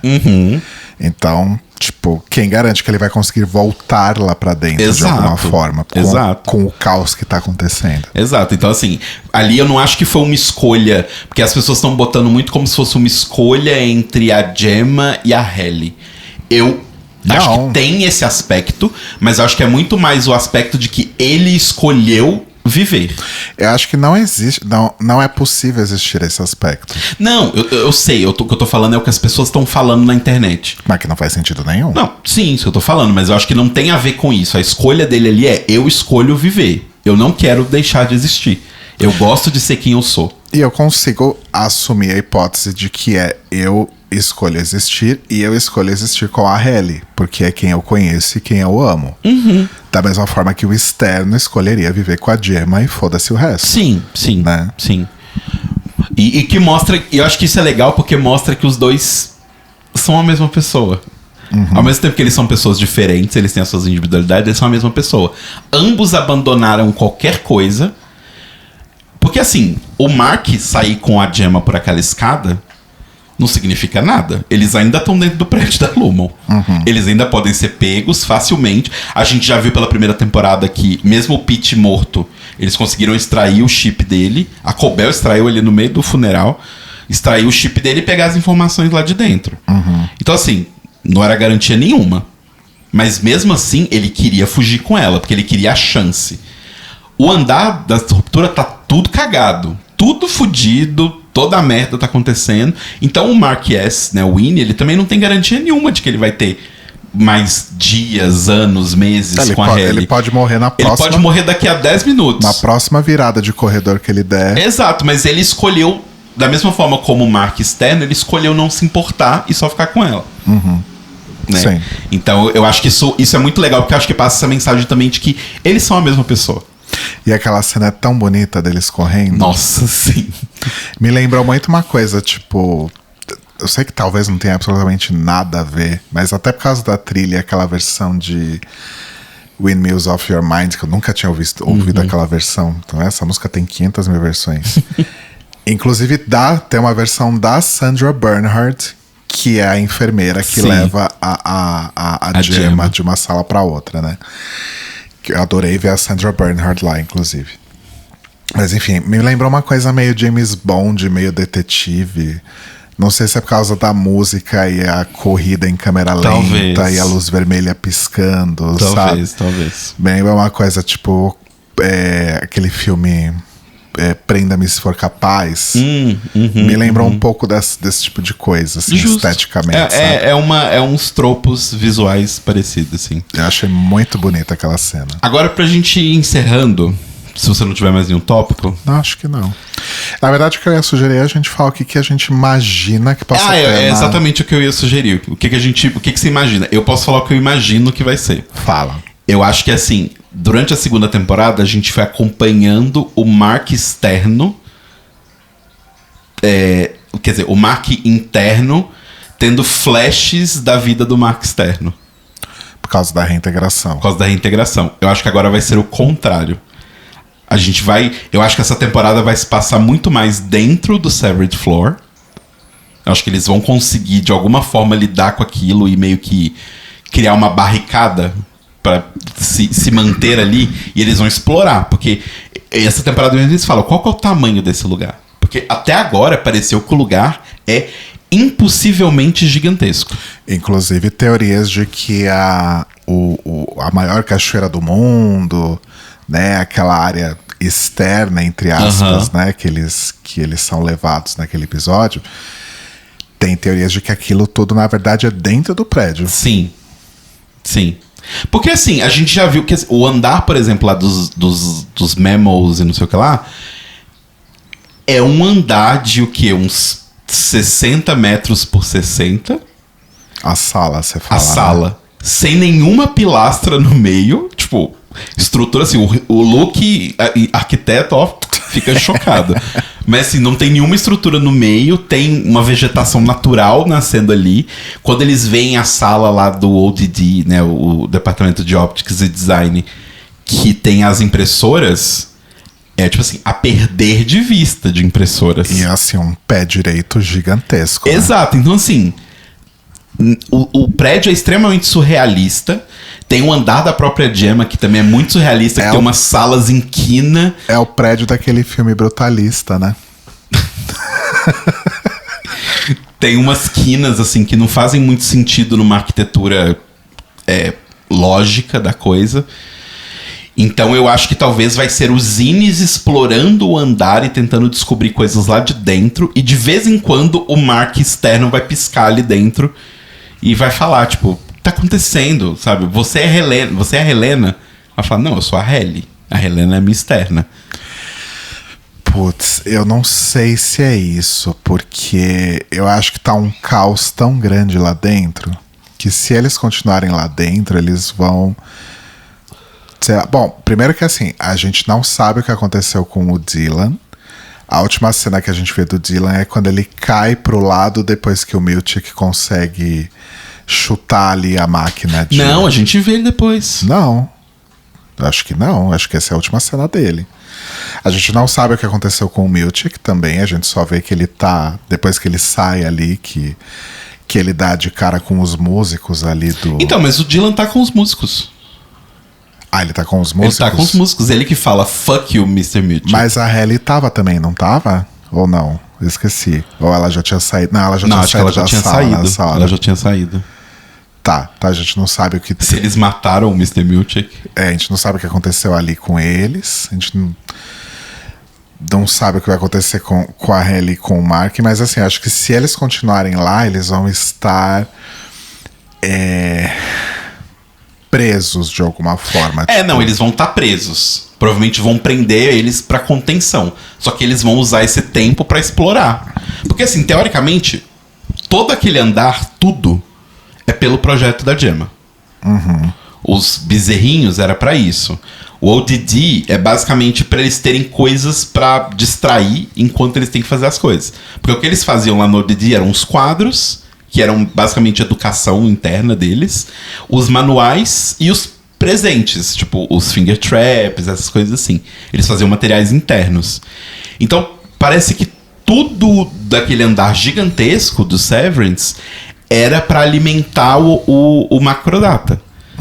Agora que o projeto grande do Macrodata tá pronto, e aí? O que acontece daqui pra frente, sabe? Então eu acho que vai ser muito eles presos lá dentro e eles vão explorar. Uma coisa que eles podem fazer é justamente de novo acionar o negócio do overtime. E aí eles meio que tomam conta do corpo. E aí eles vão tentar fugir pra fora agora como Inis. É que não tem por que acionar o overtime se eles estão lá dentro. Não, mas acionar pra poder ir embora. Mas é que tem que sempre alguém ficar segurando as alavancas. Ah, é verdade. Lembra que o Dylan que ficou segurando na primeira temporada? Verdade. Eu realmente não sei. O que eu espero da terceira temporada é explicar como que o processo de reintegração vai... Por isso que eu acho que o Mark vai sair. Porque acho que a reintegração vai ser o tema principal da terceira temporada. E eu imagino que ela vai dar certo, seja lá o que for certo. Porque o único exemplo de reintegração que a gente teve até agora foi o Piri. Que foi na primeira temporada, né? E ele morreu. Então... Certo deu. Será que a Regabi vai acertar dessa vez? Não. Então, mas pelo que a gente tá vendo agora na primeira temporada, quando aquele cara lá entrega o chip pra Cobel, ele fala, deu certo. Ele foi rupturado. Ele foi reintegrado. Ele foi reintegrado. Então, assim, a despeito dele ter morrido, o processo funciona. No sentido de ele virou uma pessoa única de novo. Só que ele morreu. Então a gente não sabe o que acontece se uma pessoa não morrer. Mas o processo funciona, no sentido de, tipo... Sim. Eu acho que vai ser muito em torno disso. Acho que vai continuar trabalhando essa dualidade dos dois. Só que dessa vez... No mesmo corpo não é a palavra certa, porque eles já estão no mesmo corpo, né? Eu acho que vai ser explorando isso, os dois coexistindo ao mesmo tempo. E eu acho que vai existir batalhas ali entre os dois. Sim. Acho que tem a possibilidade da Helena estar da Halle e da Helena, consequentemente, estar grávida. Tem? É a história do ovo, você não do ovo isso, cru, né? do ovo cru. Que o Jamie Egan fala, né? Você tem que comer ovo cru, você tem que comer ovo cru. E ela só tá comendo ovo cozido porque grávidas não podem comer ovo cru. Então essa é uma teoria que tá circulando de que ela está grávida. O que é muito louco, né? Porque, tipo... isso me veio na cabeça também, tipo, em qualquer outra situação. Tipo, uma Auri fica grávida...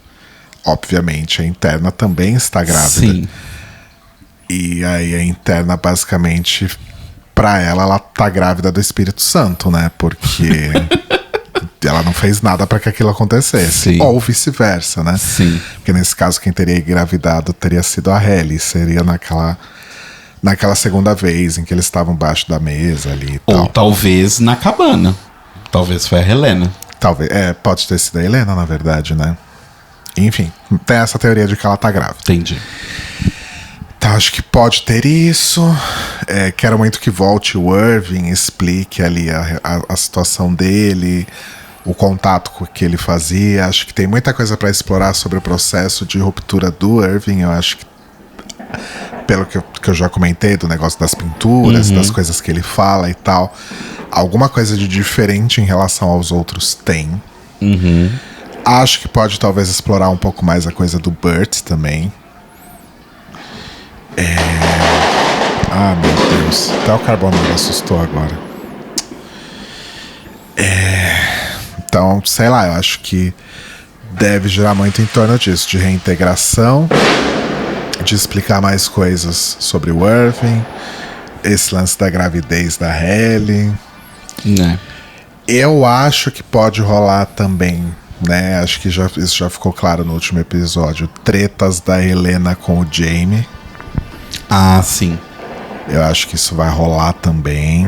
O Jaime apareça como um personagem mais presente aí nesses 2 últimos episódios, então acho que isso deve permanecer na terceira. Sim, e claramente ele tá mais empolgado pela Hailey do que pela Helena. Aham.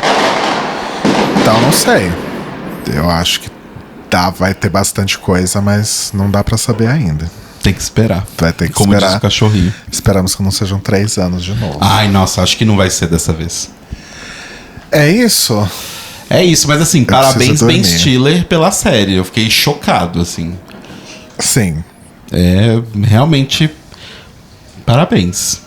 Primeiro porque, assim, não só ele fez um trabalho incrível, mas ele conseguiu juntar uma equipe de pessoas muito boas. O elenco é maravilhoso. O elenco é muito bom. Todos os diretores e diretoras que dirigiram o episódio são muito bons. Os roteiristas dessa série são muito bons. Tem muita coisa não dita. Você falou mais cedo daquela cena da Devon pesquisando sobre a mulher que foi rupturada e que tava no chalé e tal.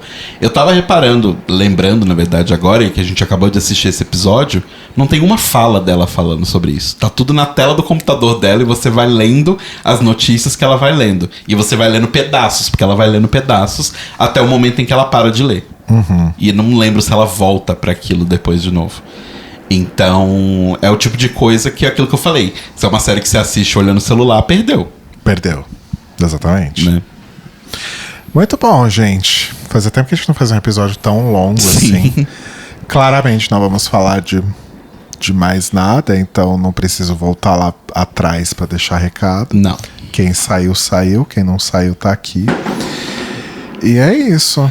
Esperamos que vocês tenham gostado. Mandem aí também suas teorias e desejos para a próxima temporada, enfim. E perguntas de coisas que vocês acham que não ficaram esclarecidas, né? Porque sempre tem. Sempre tem alguma coisinha que fica sobrando pra gente ver depois, né? Mas acho que é isso. É isso. Então tá bom, gente. Deixa eu exportar esse arquivo e dormir, que já é quase meia-noite. Sim. Beijo, gente. Mua. Ai, meu mouse travou. Pera aí. Volta, filha da puta. E morreu o mouse. Saco.